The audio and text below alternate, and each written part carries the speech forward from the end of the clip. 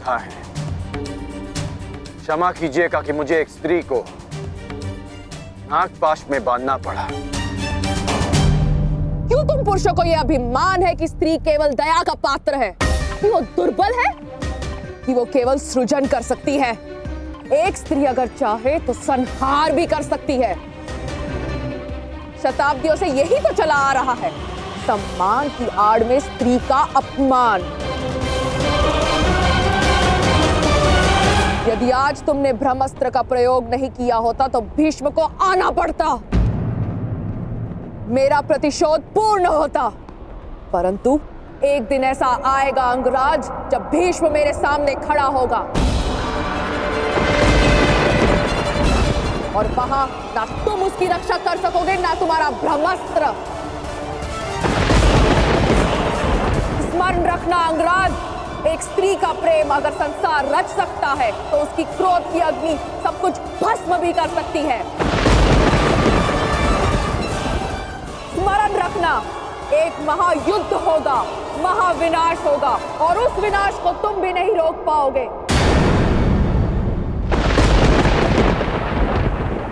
जहां तुम भी अपने घुटनों पर बैठकर अंतिम सांस लोगे। स्मरण रखना कर्ण।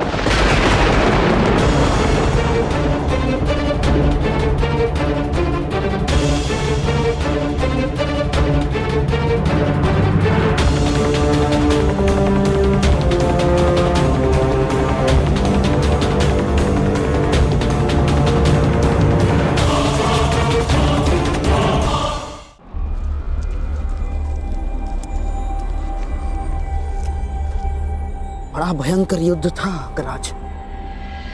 महादेव की कृपा से समाप्त हुआ और हमारी विजय हुई।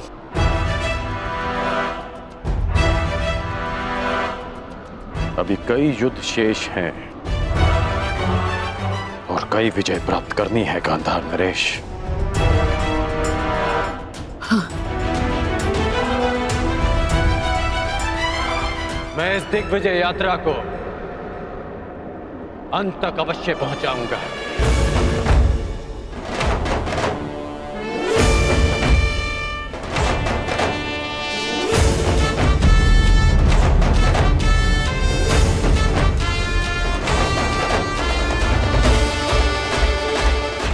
आखिर कब इस कर्ण का विजय रथ रुकेगा?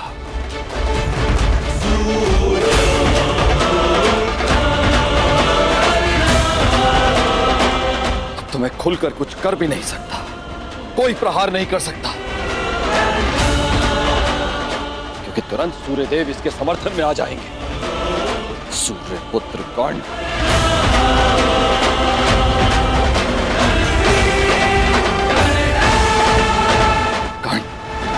पांचाल पर विजय कर मगध की ओर बढ़ता जा रहा है।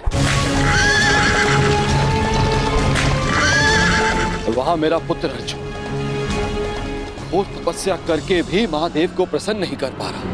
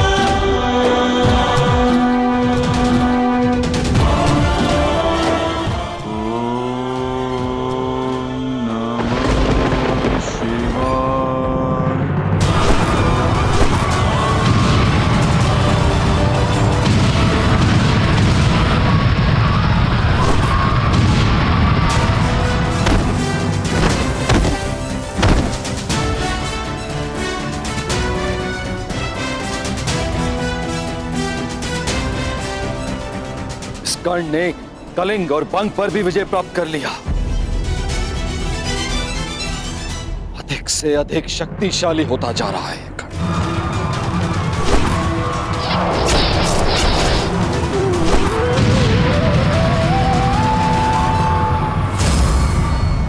अर्जुन, सब पर शीघ्र प्रसन्न होने वाले महादेव ना जाने कब मेरे पुत्र अर्जुन पर कृपा करेंगे।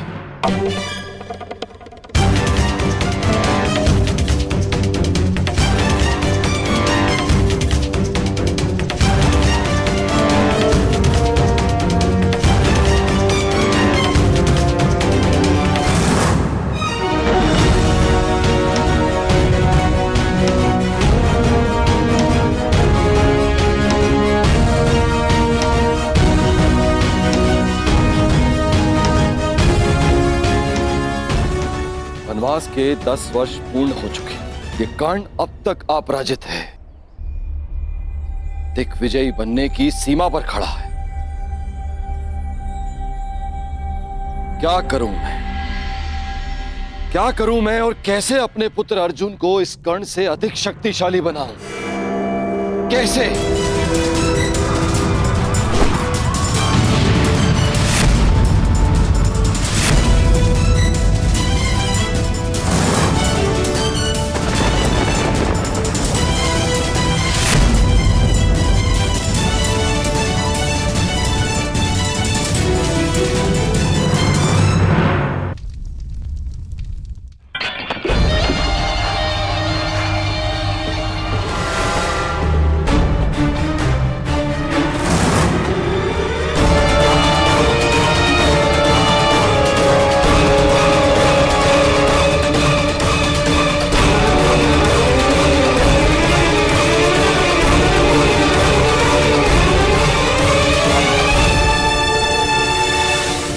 बंग, छेदी, कलिंग, मगध, त्रिगत, मत्स्य,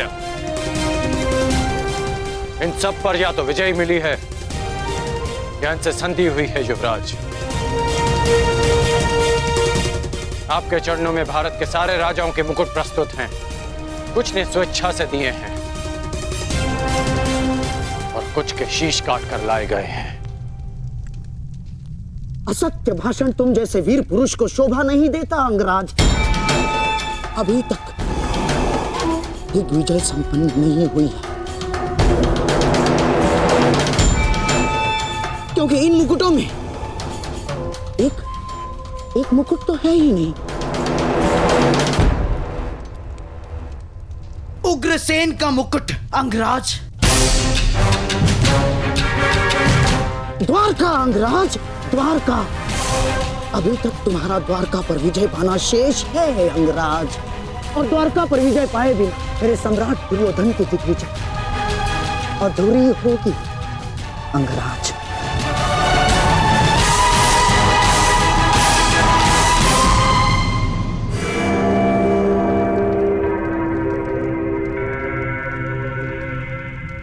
द्वारका से युद्ध यानी वासुदेव से द्वंद्व। क्या आप नरसंहार का प्रण लेकर हस्तिनापुर से निकले थे गांधार नरेश? रक्त की नदियां बह जाएंगी, परंतु वासुदेव और श्री बलराम को हराना असंभव है। लोग उन्हें यूं ही अवतार नहीं कहते। अवतार की कथा पे वो विश्वास करते हैं जो कृष्ण से भयभीत हो।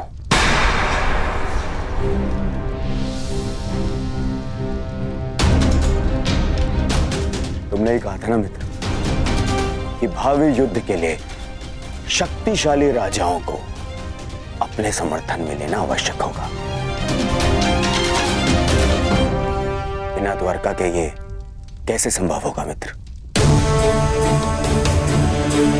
तुमने मेरे लिए दिग्विजय का वचन दिया है,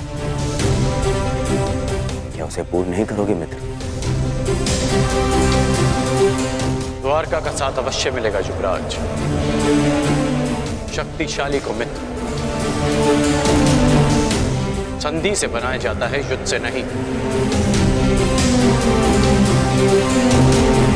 हमें वासुदेव और श्री बलराम से संधि करनी होगी।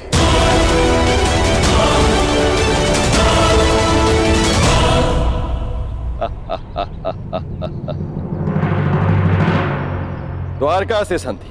द्वारका से तुम्हारी संधि नहीं होने दूंगा कर्ण। तुम्हारे विनाश का जो अवसर मैं खोज रहा था वो तुमने स्वयं मुझे दे दिया है। अब देखना बलराम कैसे तुम्हारा विनाश करेंगे।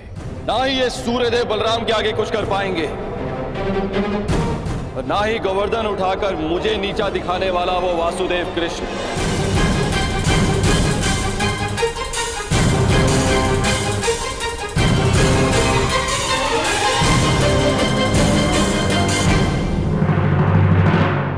विवशता, विवशता श्री बलराम। मुझे लगता है नंदिनी द्वारका में सुरक्षित नहीं है। क्यों? अचानक से द्वारका असुरक्षित कैसे हो गया? है नहीं, किंतु होने वाला है। अब तक मुझे लगता था कि कामधेनु पुत्री कल्पपूर्णा नंदिनी आपके और वासुदेव के पास सुरक्षित है, परंतु अब। परंतु क्या इंद्रदेव? क्या आपको यादवों के गौवंश के प्रति प्रेम पर संदेह है? कदापि नहीं, किंतु मुझे हस्तिनापुर की नीति रीति पर विश्वास नहीं है। आप स्वयं ही देखिए, वहां एक पुत्रवधू सुरक्षित नहीं है तो गौवंश कैसे सुरक्षित रहेगा? हस्तिनापुर से द्वारका का क्या संबंध है? संबंध है हलधर। हस्तिनापुर के लिए कर्ण दिग्विजय पर निकला है। आवश्यक है कि वो एक दिन द्वारका अवश्य आएगा। आपने सोच भी कैसे लिया देवराज कि हस्तिनापुर की अधीनता हम स्वीकारेंगे? यदि हस्तिनापुर की सेना द्वारका के द्वार पर पहुंची तो मैं उन्हें यमलोक का द्वार दिखा दूंगा। और वो यदि संधि के लिए आए तो? संधि? संधि तो एक बहुत अच्छा विकल्प है। संधि से विकास के द्वार खुलते हैं। बड़े ही भोले हैं आप महाबली। आप उस हस्तिनापुर से संधि करेंगे जहां पुत्रवधू के वस्त्र हरण किए गए। आप उस हस्तिनापुर से संधि करेंगे जहां आपके फुफेरे भाइयों को द्यूत में छल कपट से हराया गया। याद रहे, कर्ण भी उनके साथ है। एक सूत पुत्र से संधि करेंगे आप? द्वारका में वर्ण भेद नहीं है इंद्रदेव। किंतु कर्मों का क्या? उस कर्ण ने छल कपट करके अपने गुरु से विद्या प्राप्त करी। खुले दरबार में द्रौपदी का अपमान होते देखा। आपके बहनोई अर्जुन के प्राणों का प्यासा है वो, कोई योद्धा नहीं है वो, एक छलिया है। और आप चले हैं उनसे संधि कर। आपको स्मरण है कि वो आपसे संधि क्यों करना चाहते हैं? मैं बताता हूं आपको, ताकि जब पांडव वनवास से वापस लौटे और युद्ध आरंभ हो तो उन्हें आपका समर्थन मिल सके। हे महाबली, क्या आप ऐसे लोगों की सहायता करेंगे जिन्होंने विश्व में एक नारी के साथ क्रूर कर्म किए?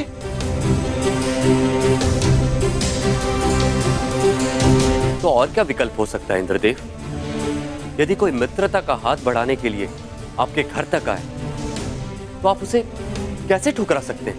यदि मित्रता का अवसर ही ना दिया जाए तो? कैसे?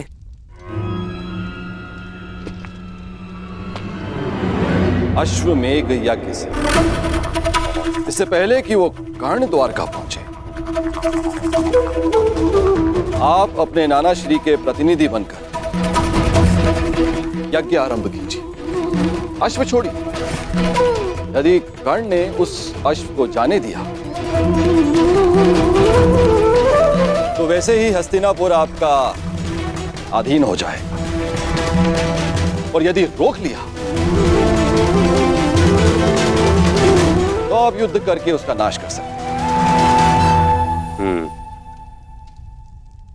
ये अच्छा विकल्प है।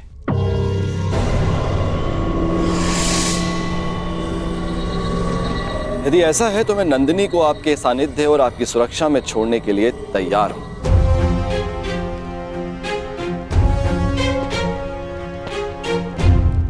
दाऊ,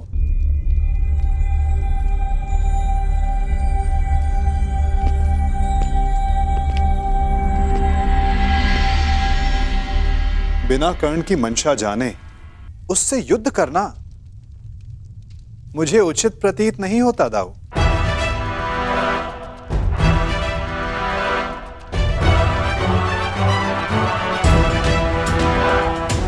मुझे ऐसा प्रतीत होता है कि आप नंदिनी की सुरक्षा करने में समर्थ नहीं।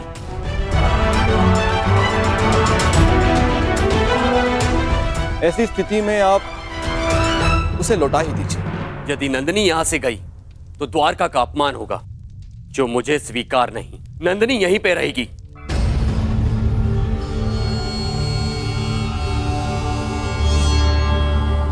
अश्वमेघ यज्ञ का आयोजन होगा कन्हैया? ये तुम्हारे ज्येष्ठ का आदेश है।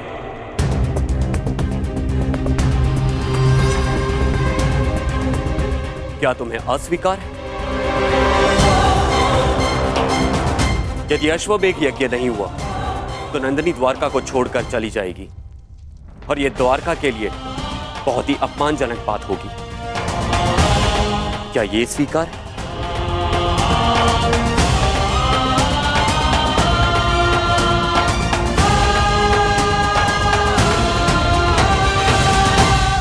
मैं आपके आदेश के परे कहां हूं दाऊ।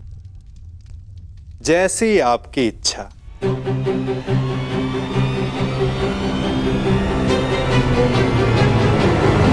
तो ठीक है, यज्ञ के लिए उत्तम अश्व की व्यवस्था करो और पहले ही मुहूर्त में यज्ञ प्रारंभ होगा।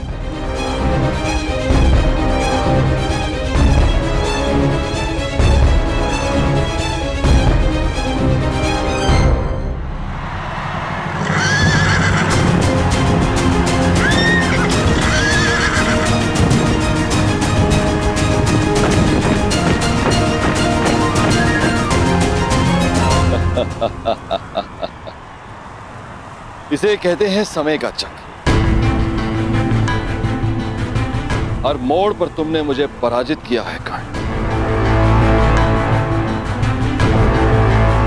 लेकिन अब तुम्हारे पास कोई विकल्प नहीं। यदि द्वारका के अश्व को जाने दिया तो भी तुम्हारी पराजय होगी, और रोक दिया तो बड़े भ्राता बलराम तुम्हारा वध करेंगे, इसे स्वयं अनुज कृष्ण भी नहीं रोक सकेंगे।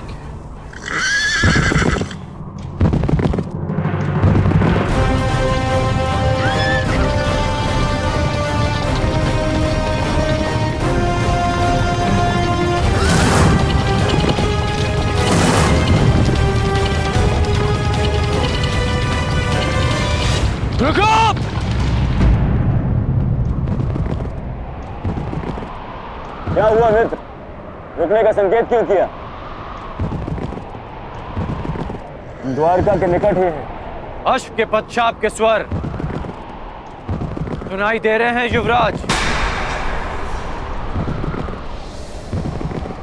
ये अश्व की नहीं, तुम्हारे पतन की पश्चात है ये कर्ण।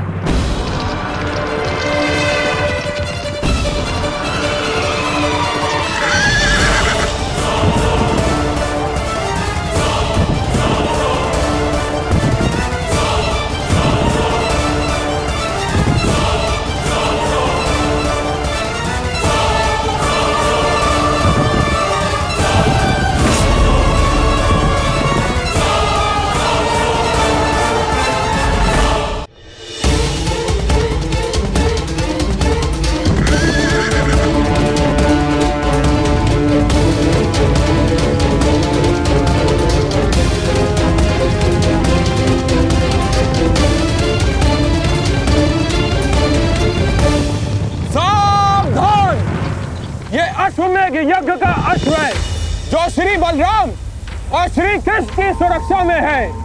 इसे रोकने वाला नारायणी सेना के साथ युद्ध को निमंत्रण देगा।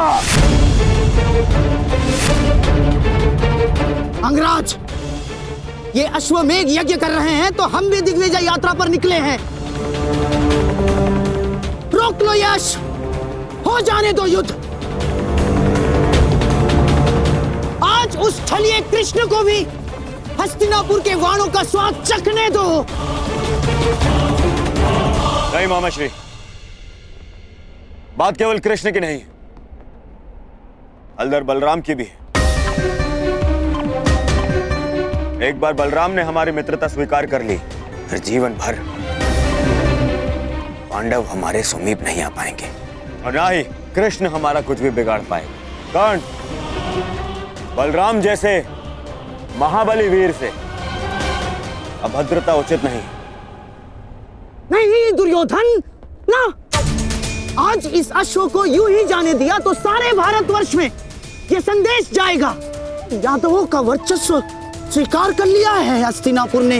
ना मेरे सम्राट ना। कर्ण, तुम हस्तिनापुर की सेना के सेनापति हो, स्मरण रहे। तुम्हारी विजय मेरे सम्राट दुर्योधन के नाम अवश्य होगी, परंतु तुम्हारी पराजय तुम्हारे मस्तक का ही कलंक बनेगी। कर्ण, स्मरण रखना। सोच क्या रहे हो कर्ण? रोक लो ये अश्व। कर्ण, ये अश्व रोक लो।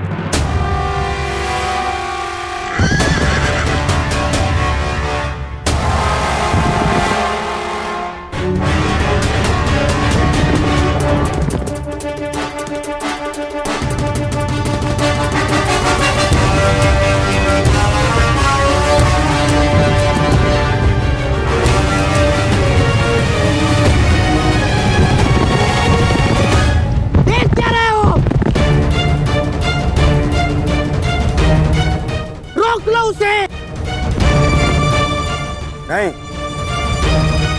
कर्ण,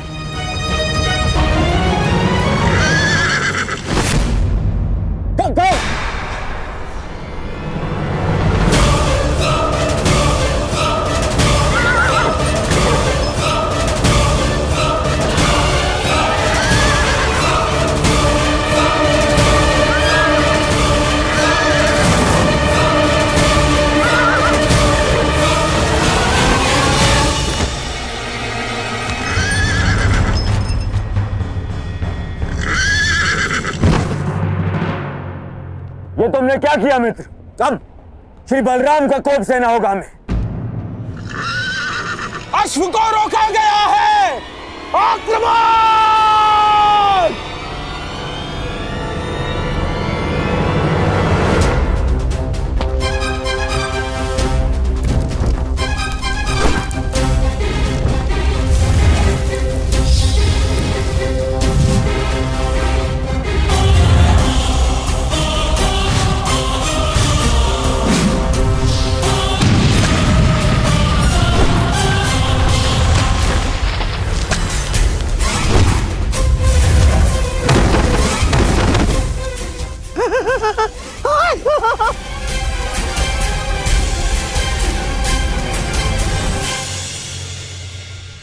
ठीक कहा था देवराज ने। यह कर्ण बड़ा ही उद्दंड और दुस्साहसी है। द्वारका के अश्वों में एक यज्ञ के अश्व को रोका है उसने। हमारी सेना पर आक्रमण किया है उसने। मैंने कहा था ना दाऊ कि ये योद्धा तनिक विकट है, परंतु उसने अभी तक बलराम के हल और गदा की विकटता नहीं देखी है। हस्तिनापुर को अपने हल की नोक से उखाड़कर भूमि में गाड़ दूंगा मैं जानता हूं कि तुम्हें कर्ण प्रिय है, परंतु जो भी द्वारका के सम्मान की सीमा को लांघे वो मुझे प्रिय नहीं। अब कर्ण को मेरा सामना करना ही होगा। अब जैसी आपकी इच्छा दाऊ। मैं तुम्हारी इच्छा जानना चाहता हूं कन्हैया। क्या इस युद्ध में तुम भाग लोगे या नहीं? अब दाऊ की इच्छा है तो कन्हैया को तो आना ही होगा, परंतु क्या? परंतु इस युद्ध में मेरी भूमिका कुछ और होगी दाऊ, क्योंकि आने वाला योद्धा महारथी है और इस युद्ध में सामना करने के लिए आपको एक चपल सारथी की आवश्यकता पड़ेगी।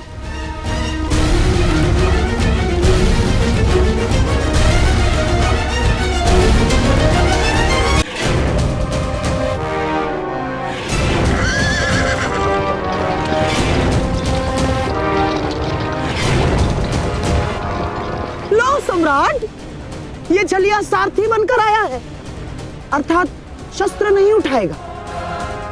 विजय निश्चित है सम्राट, विजय निश्चित है हमारी।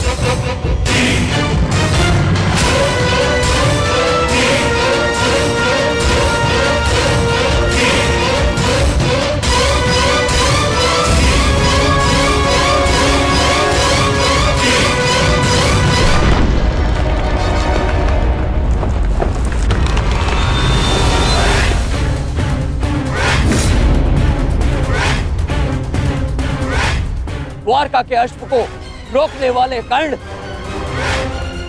तेरा सामना बलराम से है।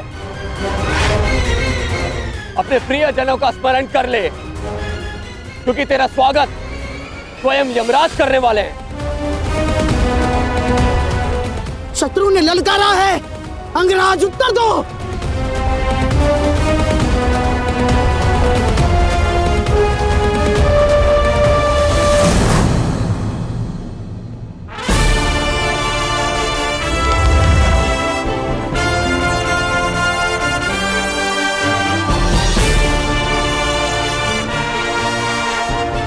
इस छलिए कृष्ण ने हमारे कई बनते काम बिगाड़े हैं दुर्योधन।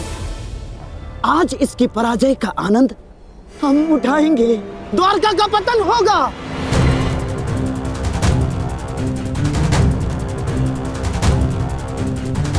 और फिर तुम्हें पांडवों का कोई भय नहीं होगा, मेरे सम्राट, कोई भय नहीं होगा।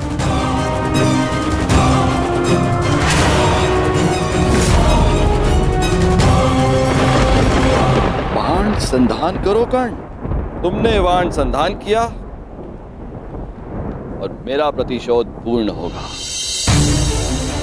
आज मेरे एक परम शत्रु की हार निश्चित है, या तुम्हारी या कृष्ण की।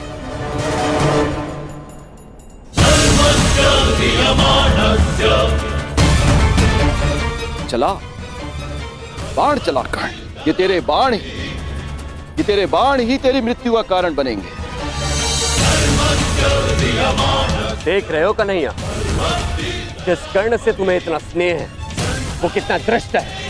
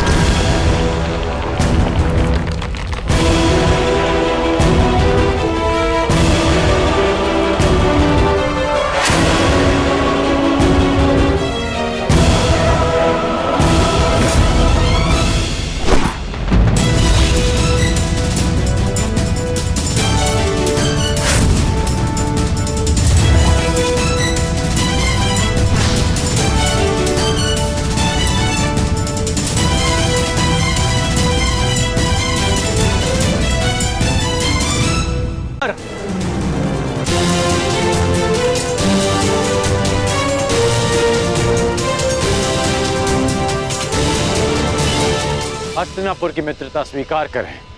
शत्रुता का विकल्प तुमने ही चुना था कर्ण। जब मित्रता ही करनी थी तो अश्वमेघ यज्ञ का अश्व रोका क्यों? ताकि यज्ञ पूर्ण करने की आपकी मंशा और आपके वीरों का परिश्रम व्यर्थ ना जाए।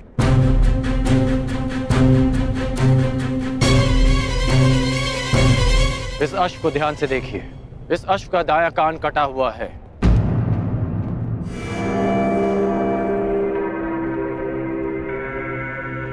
अर्थात इसका अंग भंग है और नीति अनुसार अंग भंगित अश्व के साथ किया गया यज्ञ फलदायी नहीं होता। इसलिए मैंने आपके इस अश्व को रोका।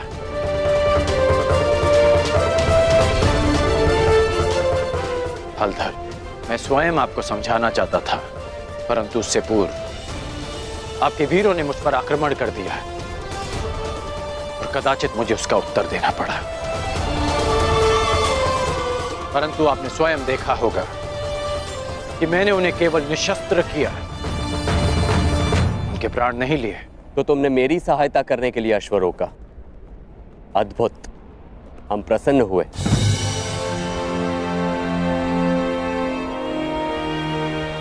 यह अश्व लाने का उत्तरदायित्व किसका था?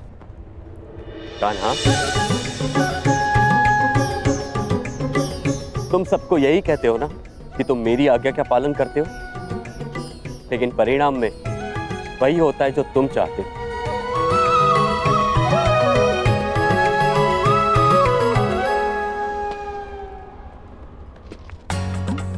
अब क्या करूं दाऊ, मेरा भाग्य ही ऐसा है। भाग्य नहीं, धूर्तता है तुम्हारी।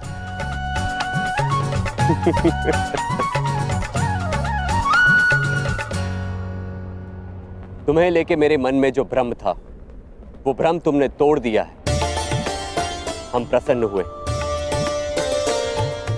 कहो, क्या इच्छा है?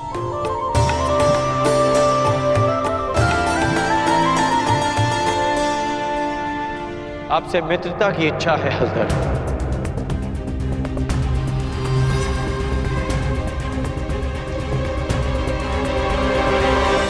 और एक आश्वासन भी बलराम, आवश्यकता पड़ने पर आप और आपकी सेना हस्तिनापुर की सहायता अवश्य करेंगे।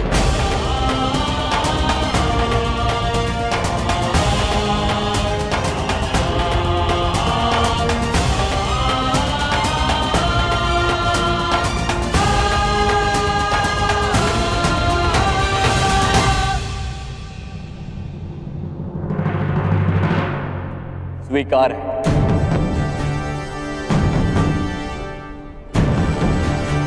परंतु मैंने तुमसे कुछ मांगने को कहा था कर्ण। इस समय मेरा लक्ष्य युवराज दुर्योधन को सर्वशक्तिशाली बना देना है।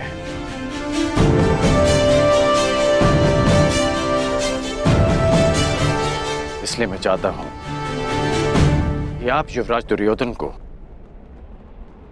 गदा युद्ध की शिक्षा दें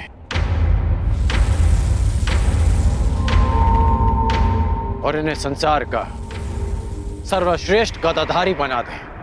स्वीकार है।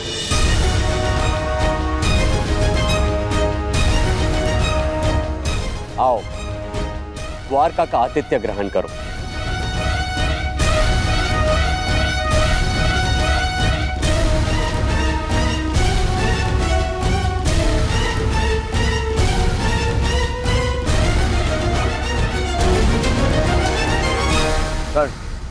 वरदान तुम्हें मिला था और तुमने उसे मेरे लिए उपयोग किया। आज तुमने एक बार फिर यह सिद्ध कर दिया कि संसार में यदि कोई मेरा सबसे बड़ा हितैषी है तो वो तुम हो कर्ण। मैं हस्तिनापुर का हितैषी हूं युवराज, और हस्तिनापुर युवराज का सेवक। मेरा धर्म हस्तिनापुर और आपको शक्तिशाली बनाना है।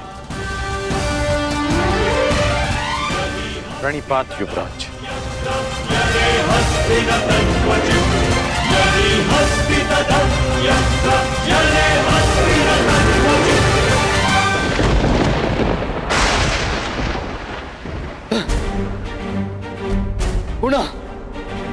गुणा मेरे प्रयास आज सफल हुए।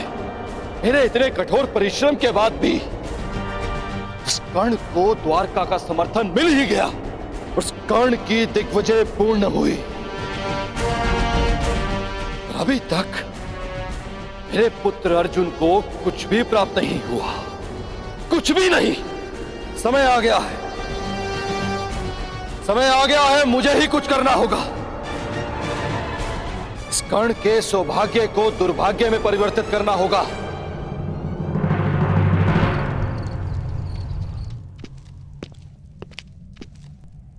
दिग्विजय पूर्ण हुई कर्ण।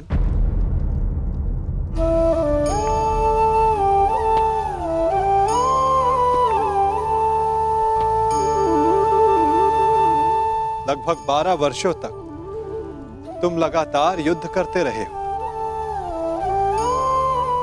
निश्चित रूप से थकान अनुभव हो रही होगी। विश्राम नहीं करोगे? मित्रा के लिए शरीर की थकान से अधिक मन की शांति होती है केशव। मेरा मन अशांत है। एक परिवर्तन का स्वप्न लेकर मैंने अपना जीवन प्रारंभ किया था। तू स्वयं ही परिवर्तित हो गया केशव।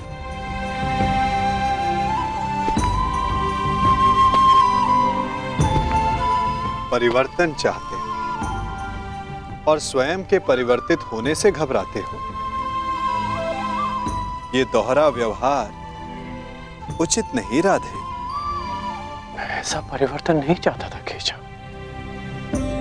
मैंने सदा स्वतंत्रता की कामना की थी और आज स्वयं मैं हस्तिनापुर का दास बन गया।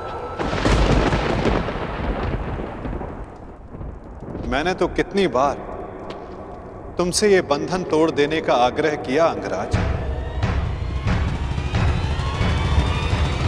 तुमने ही नहीं स्वीकार।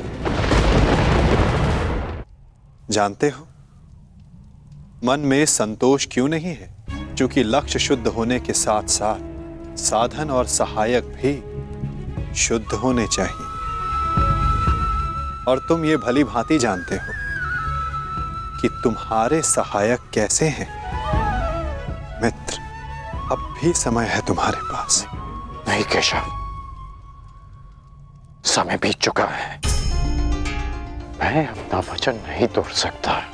मैं आपसे पूछता हूं, आपने भी तो कई वचन दिए होंगे।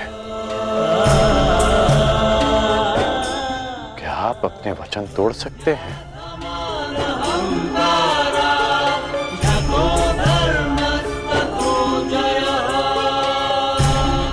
कौन जाने मित्र, भविष्य में क्या छिपा है? तुम बताओ, अब दिग्विजय के पश्चात तुम क्या करोगे? केशव, मेरा मन अशांत है। सोच रहा हूं कि हस्तिनापुर जाने से पूर्व गुरु परशुराम के दर्शन करा। विचार उत्तम है मित्र,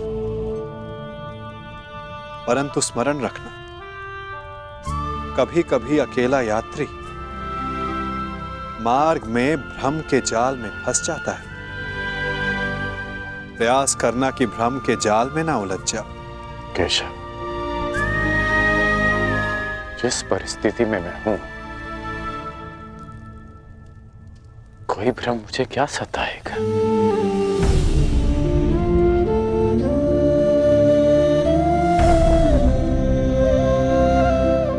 आपकी मुस्कान मुझे बहुत शांति देती है केशव। आज्ञा दीजिए।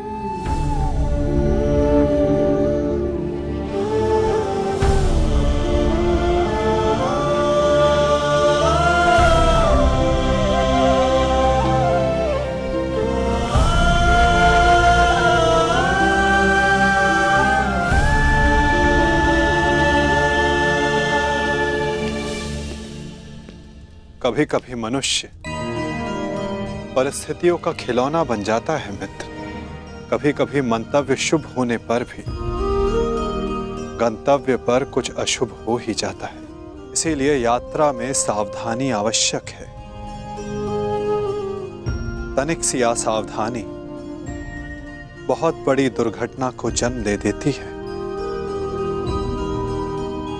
सावधान रहना मित्र।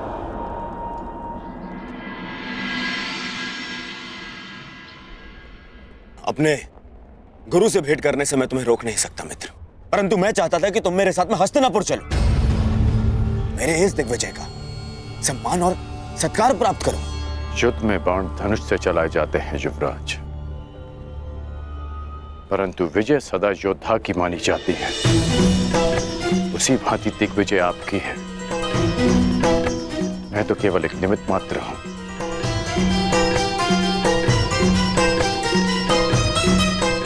आज्ञा दें।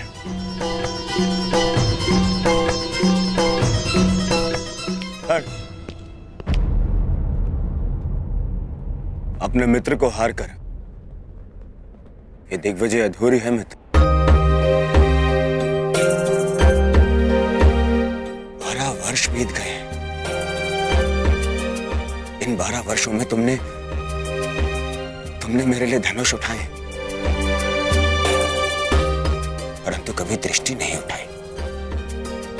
ढाल बनकर मेरे शरीर की रक्षा की है, परंतु मित्र बनकर कभी गले नहीं लगाए।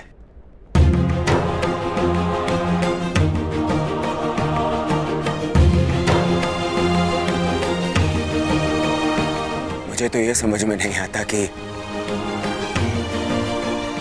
वनवास उन पांडवों का था या मेरा। बस मित्र, अब तो क्षमा कर दो मुझे।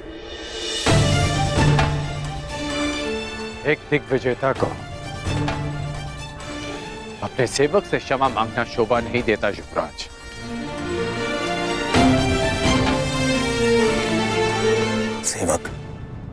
सेवक ऐसे 100 दिग्विजय न्यौछावर कर सकता हूं तुम्हें एक बार गले लगाने के लिए। बस एक बार मेरी आंखों में देखकर मुझे मित्र पुकार के एक बार गले लगा लो मित्र।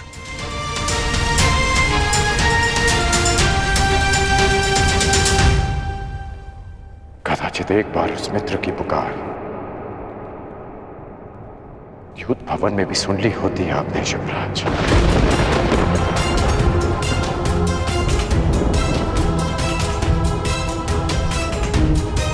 अब जो आपके सामने खड़ा है वो आपका और हस्तिनापुर का सेवक अंगराज कर्ण है,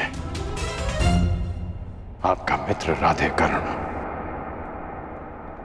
द्रौपदी के अपमान की ज्वाला में भस्म हो चुका है।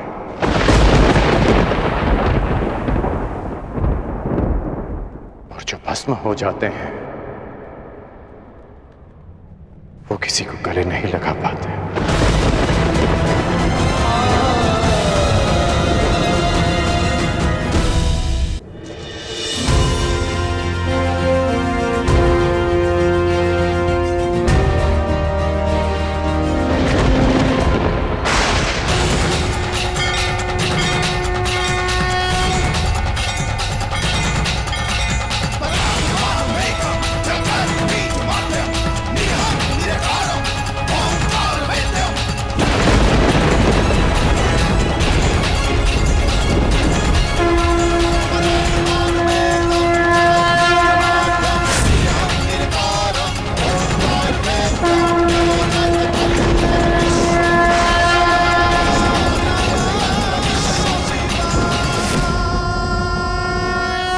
स्वागत है देवराज।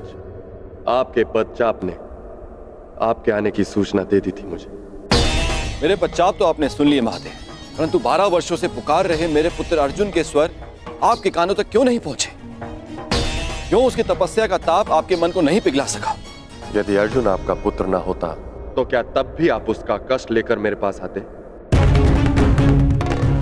स्वीकारता हूं कि मुझे मेरे पुत्र से मोह है, परंतु सबको होता है। अब स्वयं ही बताइए, क्या दोष है मेरे पुत्र अर्जुन में, या उसकी इच्छा पूरी कर सकने के योग्य नहीं?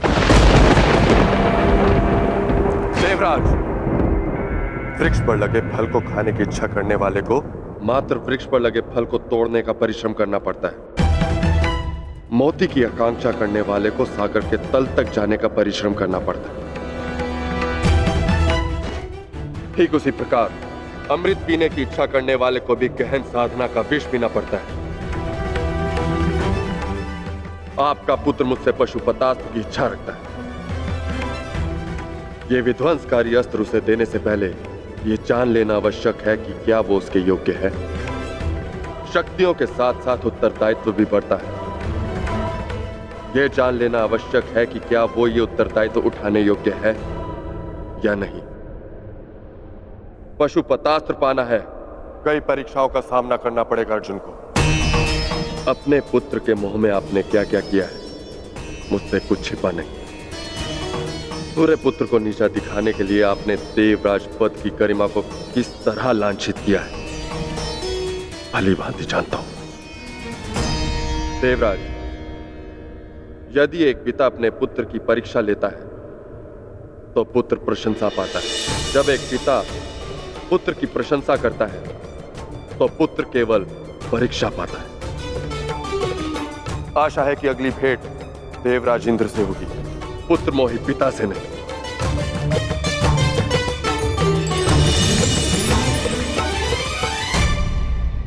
हाँ, मैं पुत्र मोही हूं महादेव, परंतु मुझे अपने पुत्र की कौशलता, योग्यता और तपस्या पे अनंत विश्वास है। आपकी प्रत्येक परीक्षा में मेरा पुत्र अवश्य सफल होगा। किंतु जिस कारण आपने उस कर्ण के लिए देवराज इंद्र को अपनी दृष्टि नीचे करने पर विवश कर दिया, कर्ण को ऐसे परीक्षा में डालूंगा कि वो कभी सफल नहीं होगा। उस दिग्विजय कर्ण को दिशा विहीन कर दूंगा, महाशाप दिलाऊंगा उसे।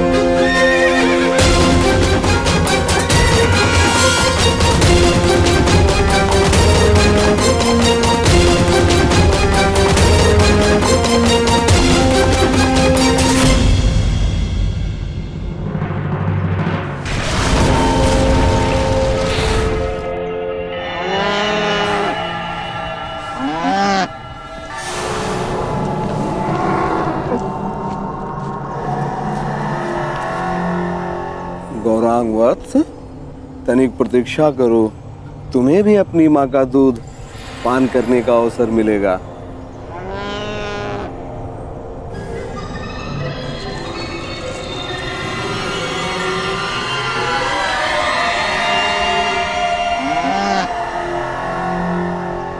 क्या है श्यामा, इतना भयभीत क्यों? मैं हूं ना तुम्हारे साथ। हाँ?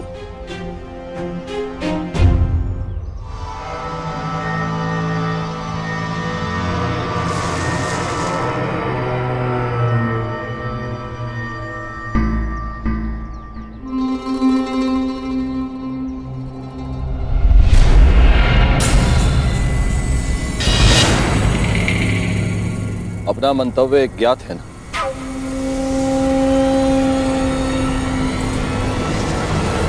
लगता है तुम्हें भूख लगी है।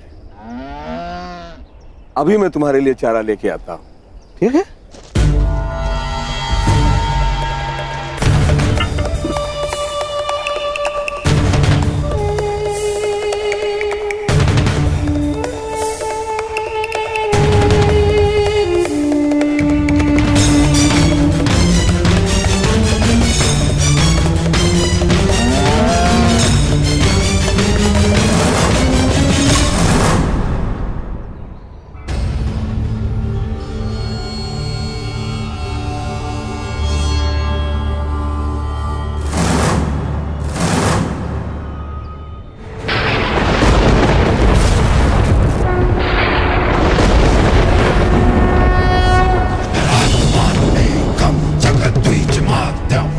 कड़ा लक्ष्य कड़ी तपस्या से नहीं, कड़ी परीक्षा से मिलता है अर्जुन।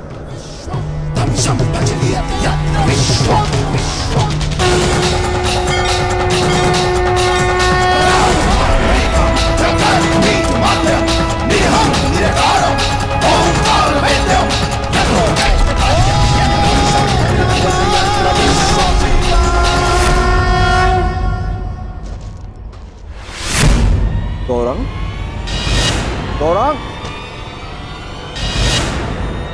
गौरांग, गौरांग! क्या हुआ स्वामी? गौरांग को यही बांध के गया था, वो न जाने कहां चला गया। गौरांग कहां गया? गौरांग!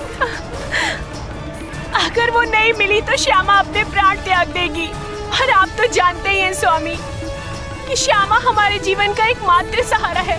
हे प्रभु, अनजाने में कौन सा ऐसा कर्म हो गया जिसका फल आप मुझे इस तरह दे रहे हैं? तुम्हारे पाप का फल नहीं है ये ब्राह्मण, ये तो केवल कर्ण के महाश्राप का प्रारंभ है।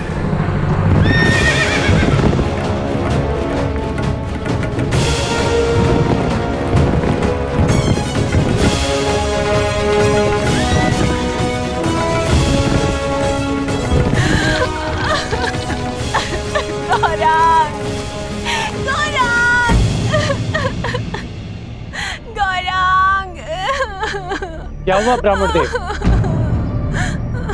आप सब इतना विलाप क्यों कर रहे हैं? देखिए, मेरे गाय श्यामा के बछड़े को ना जाने कौन चोर चुरा के ले गया।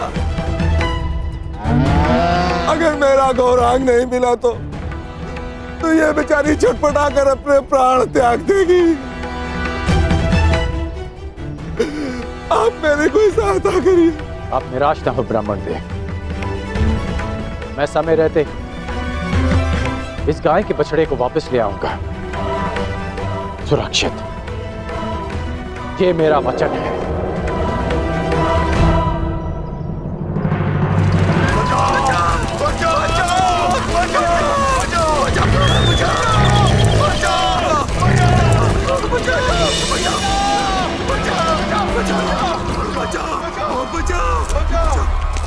हे तपस्वी, अपनी तेज के प्रयोग से इस भयंकर प्राणी से हमें त्राण दिलाओ। क्यों ये हमारे लिए अपने वर्षों की तपस्या भंग करेंगे? भागो, अब कोई हमारी रक्षा नहीं कर सकता। भागो। नहीं,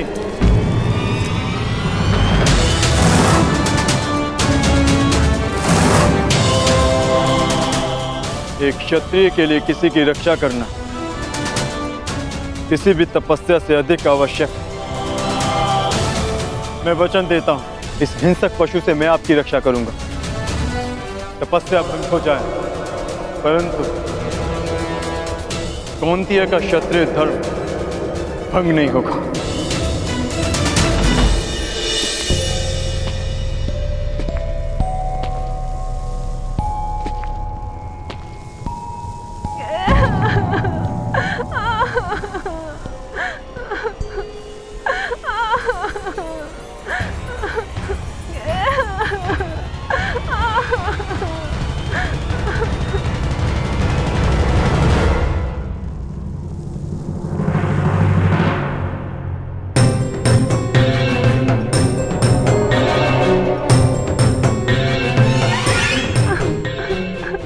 भयभीत मत हो छोटे मित्र। क्या हुआ? तुमने कुछ देखा? एक बछड़ा राक्षस के हाथ में। किस ओर गया वो? किस दिशा में?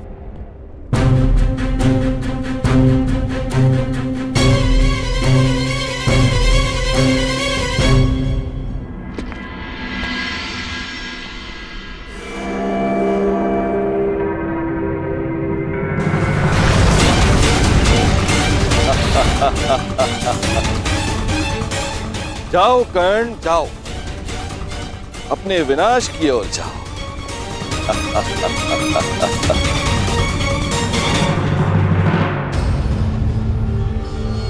क्षमा कीजिए महादेव, आपकी तपस्या बीच में छोड़कर जा रहा। तपस्या पुनः कर लूंगा, परंतु मेरे होते हुए किसी निर्दोष के प्राण जाएं, ये द्रोण शिष्य कुंती अर्जुन नहीं होने दे सकता।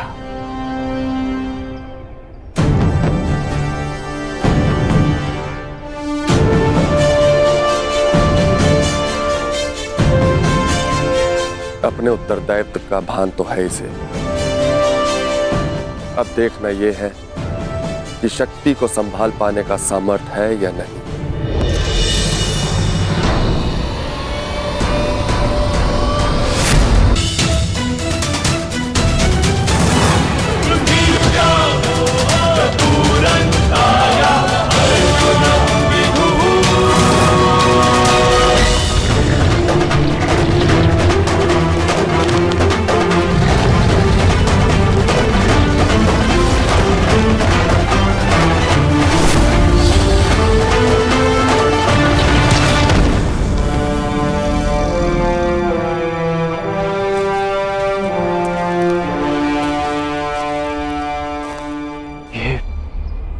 दूसरा बाण किसका है?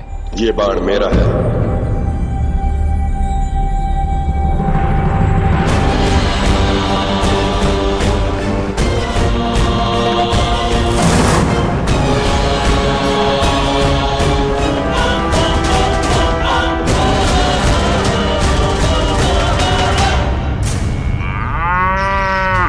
आनंद आ गया आज। बड़ा कोमल भोजन मिला है।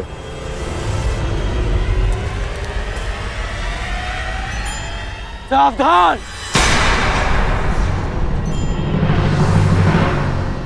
मैं तुम्हें चेतावनी देता हूं कि इस बछड़े को छोड़ दो। अपना भोजन छोड़ दूं? तुम्हारे लिए यह केवल एक समय का भोजन है, परंतु किसी और के लिए यह जीवन जीने का सहारा है। इसकी मां के प्राण बसे हैं इसमें। इस निरपराध पशु को छोड़ दो।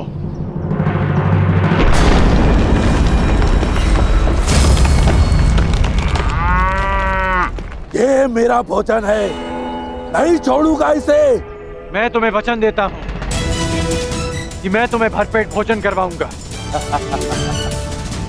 बड़े दानवीर हो, परंतु मैं राक्षस हूं, बल से अपना खेत करता हूं। नहीं छोड़ूंगा इसे। और मैं इसे लेकर ही जाऊंगा। तो तुम्हें इसे प्राप्त करने के लिए मुझसे युद्ध करना होगा मनुष्य। ये लक्ष्य मेरा था, तुमने बाण क्यों चलाया? इसका नाश करना मेरा कर्तव्य था।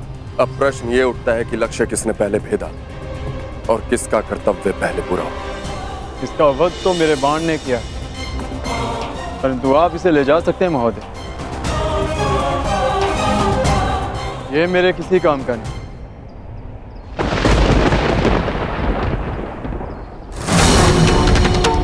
मूर्ख! माना कि मैं किरात हूं, मगर मैं अपने परिश्रम से अपना आखेट करता हूं।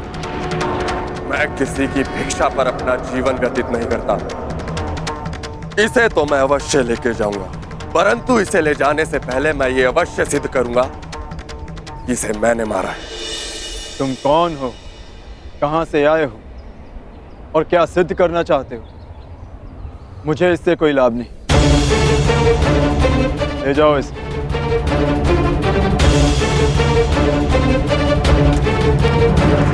रुको!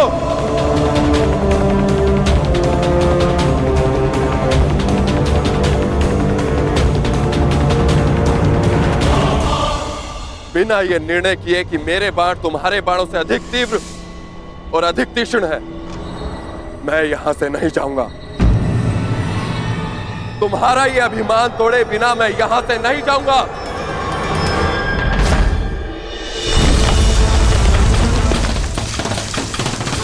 तुम मुझे युद्ध करने के लिए विवश कर रहे हो।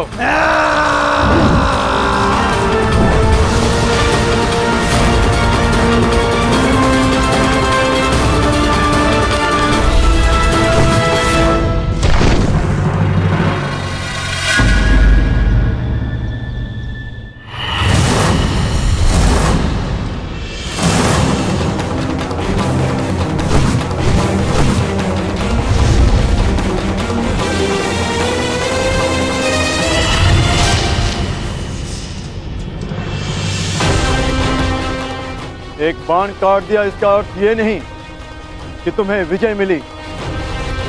मेरे पास बाणों की कमी नहीं। मेरे पास भी बाणों की कमी नहीं है।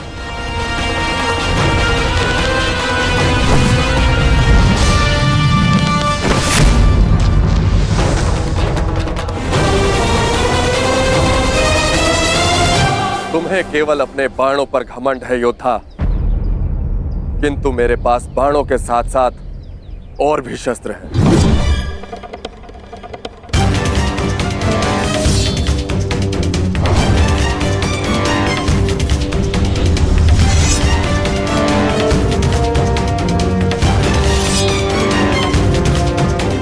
तलवार उठाओ योद्धा। युद्ध अभी तक समाप्त नहीं हुआ है और ना ही तुम्हारा अभिमान अभी तक टूटा है।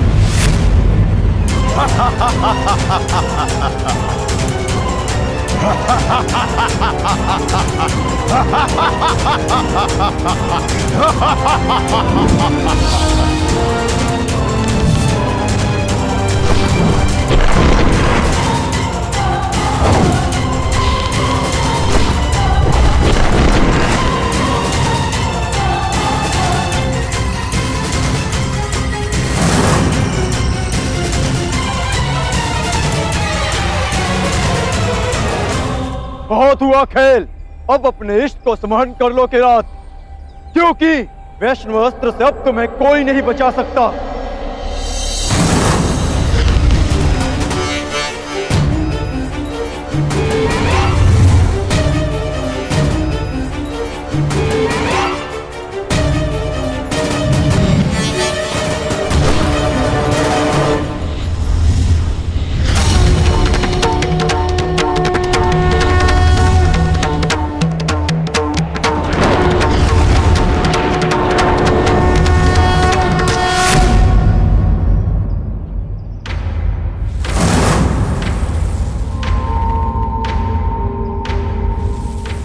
महान वैष्णवास्त्र ने एक साधारण किरात का सम्मान किया, परंतु क्यों?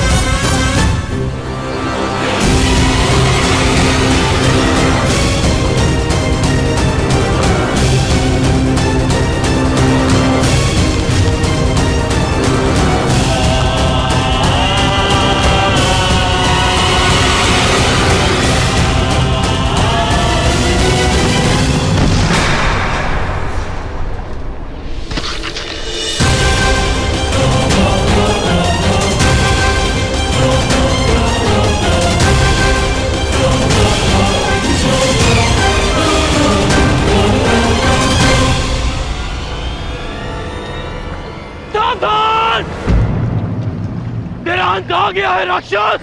ये मेरा नहीं, तुम्हारा अंत है कर्ण।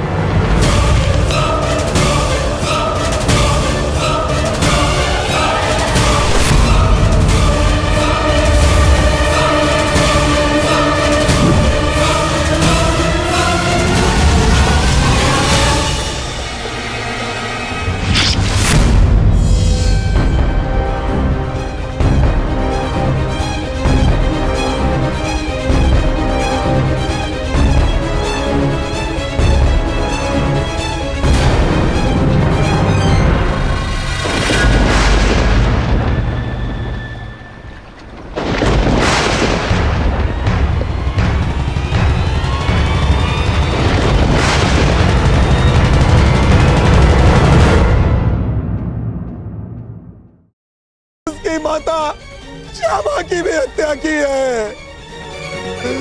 तुमने सिर्फ उसकी मां की ही नहीं, मेरे परिवार के सदस्य की भी हत्या की है धनुर्धर।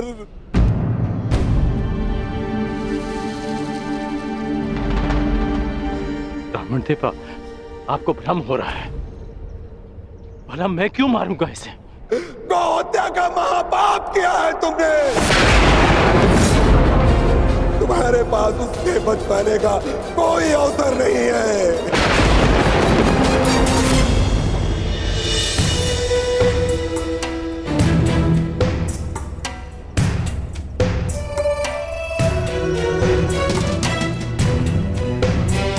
ये तो वही पुष्पहार है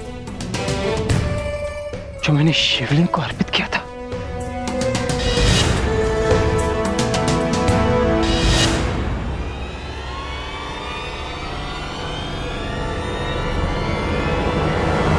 प्रभु,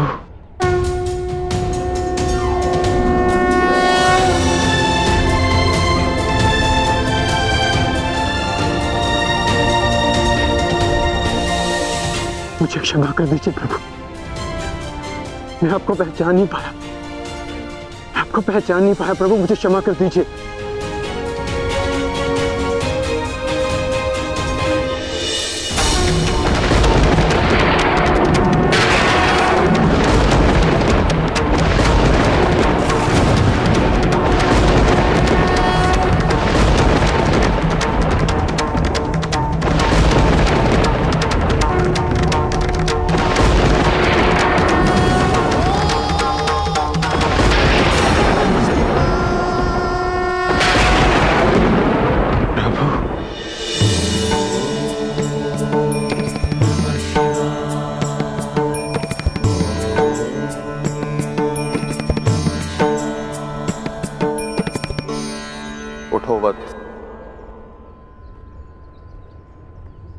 क्षमा कीजिए प्रभु, मैंने आपकी आराधना भंग कर दी।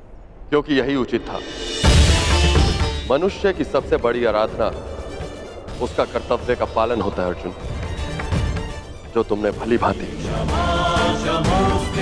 किसी और के प्राणों की रक्षा के लिए तुमने अपनी तपस्या भंग की। अर्थात तुम अपने कर्तव्यों को भली भांति जानते। मैं केवल यह देखना चाहता था कि तुम पशुपतास्त्र के योग्य हो या नहीं, इसलिए मुझे तुम्हारी परीक्षा लेनी पड़ी।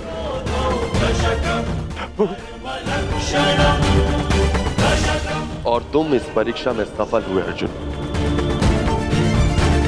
मैं तुम्हें प्रसन्न मन से पशुपतास्त्र प्रदान करता हूं अर्जुन।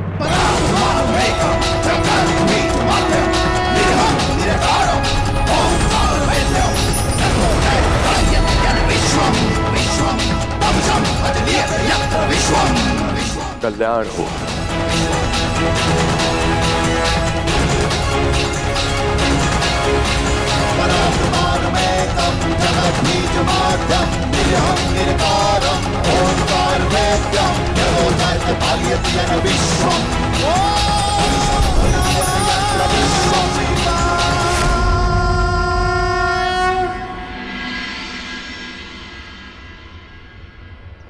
आप सब दुखी मत होइए ब्राह्मण देव।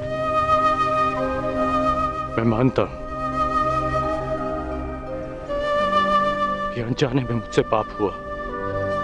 मैं आप सबकी पीड़ा समझ सकता हूं। आपकी हानि की पूर्ति मैं करूंगा। यदि मैं तुम्हारे पुत्र की हत्या कर देता और अपनी सारी संपत्ति तुमको दे देता, तो क्या तुम मुझे क्षमा कर देते? कदापि क्षमा नहीं करोगे तुम। तुमने महापाप किया है। मैं अग्निहोत्र ब्राह्मण विजय तुम्हें श्राप देता हूं। श्राप!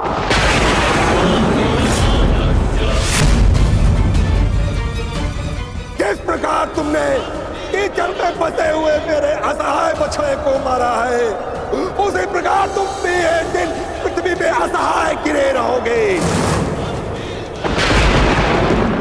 और तुम्हारी कोई सहायता नहीं करेगा। और मेरे बछड़े की भांति तुम्हारी भी मृत्यु उसी प्रकार होगी। तुम्हें कोई दया नहीं मिलेगी। धनुर्धर, ये दुखी ब्राह्मण का श्राप है।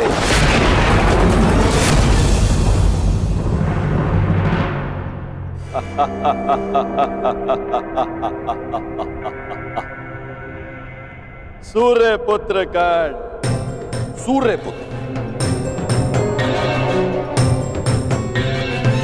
अभिशापित कर्ण, अभिशापित। आज मेरे मन में जल रही प्रतिशोध की अग्नि को थोड़ी सी शीतलता प्रदान हुई है। अभिशापित कर्ण, तुमने मेरे गर्व पर प्रहार किया, मेरे आत्मसम्मान को ठेस पहुंचा, मुझे युद्ध में पराजित कर पीड़ा दी, और मैंने तुम्हें पराजित करने की भूमिका निर्माण की। तुमने मुझे पराजित किया होता तो किसी स्थिति में मैं तुम्हें क्षमा कर भी देता, परंतु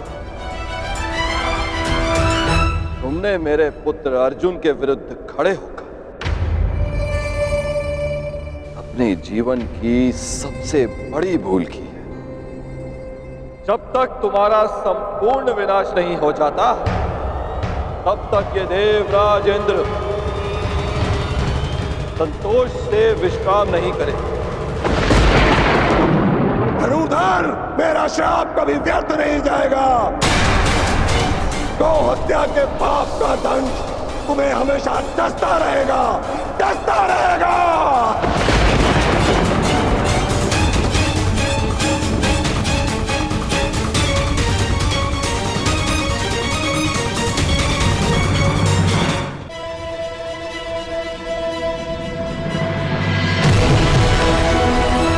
ये इंद्रलोक है अर्जुन।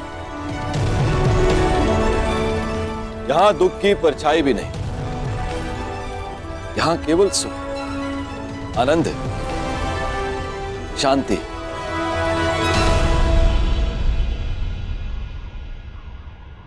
क्षमा कीजिए विधाते, मेरे भाई वहां पीड़ा भोगे और मैं यहां आनंद करूं, ऐसा कैसे हो सकता है? हमें अपनी प्रतिज्ञा पूर्ण करनी है, महायुद्ध करना है, स्त्री के अपमान का प्रतिकार करना है मुझे। अर्जुन, उस प्रतिकार को पूर्ण करने के लिए तुम्हें कुछ दिव्य अस्त्र की आवश्यकता पड़ेगी अर्जुन। उनकी दीक्षा देने के लिए ही मैं तुम्हें यहां लाया हूं। आओ अर्जुन, आरंभ कर।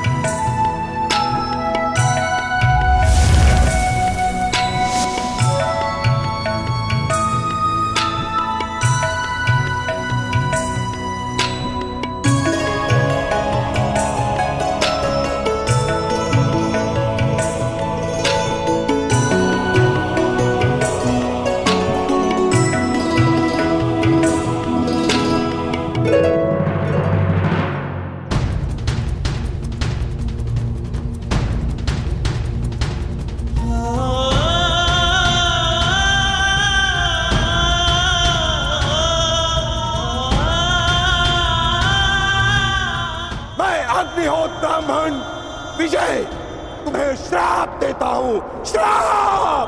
किस प्रकार तुमने कीचड़ में फंसे हुए मेरे असहाय बछड़े को मारा है, उसी प्रकार तुम भी एक दिन पृथ्वी पे असहाय गिरे रहोगे और तुम्हारी कोई सहायता नहीं करेगा।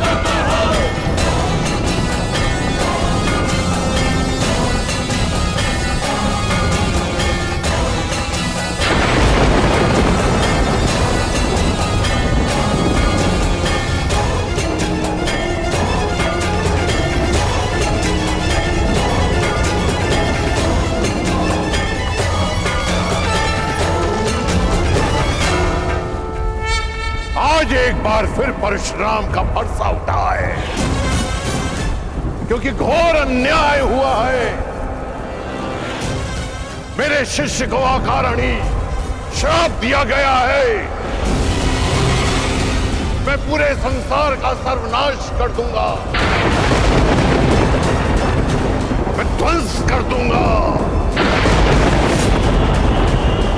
आज संसार में प्रलय आएगी, नरसंहार होगा। 21 बार इस धरा को क्षत्रिय विहीन कर देने वाला परशुराम एक बार फिर इस धरा को मानव विहीन कर देगा।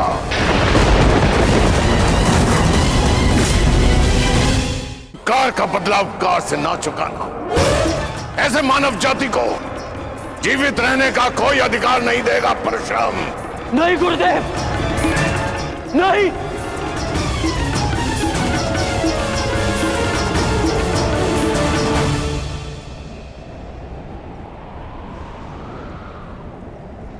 ऐसा अनर्थ मत करिए गुरुदेव, शांत हो जाइए।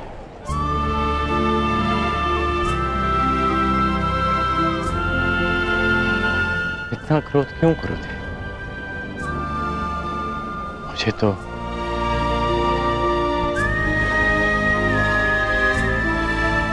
श्राप और उपेक्षा का अभ्यास सा हो गया है, और एक श्राप थोड़ी ना मिला है मुझे। मेरा जीवन तो प्रारंभ से अभिशप्त रहा है, और आपने भी तो मुझे श्राप दिया है गुरुदेव। मैं जमदग्नि पुत्र परशुराम तुम्हें श्राप देता हूँ। मेरे द्वारा दिए गए दिव्यास्त्रों का आवाहन नहीं कर पाओगे, ये मेरा श्राप है। उसी अपराध की अग्नि में तो परशुराम अभी तक जल रहा है पुत्र। ऐसा कहकर मुझे पाक का भागी ना बनाए। मां की मार और गुरु की फटकार, जीवन में इससे बड़ा प्रसाद नहीं हो सकता। और वैसे भी गुरुदेव, कोई भी श्राप और कोई भी पीड़ा मेरे भाई शोन की मृत्यु से अधिक नहीं हो सकती।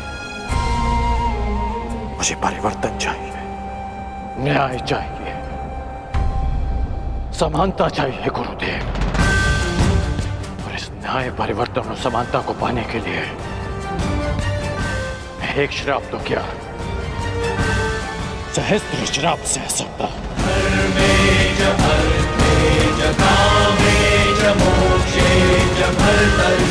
और कोई श्राप आपके इस शिष्य को अपने लक्ष्य से, अपने कर्म पथ से